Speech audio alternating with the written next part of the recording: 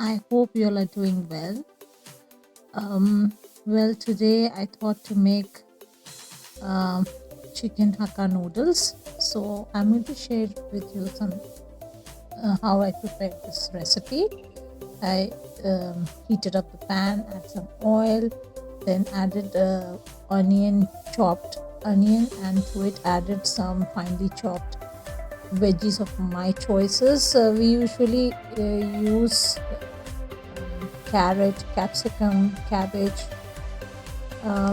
That's what we prefer, but you can add of your own choice vegetables. And then, meanwhile, I just prepared sauces by my side. Took some green chili sauce, red chili sauce, tomato ketchup, and also added some soya sauce as well. I prepared the sauces all together and kept it aside. Uh, and once the vegetables are cooked nice and translucent, I added cooked chicken which I cooked in the air fryer, and then added some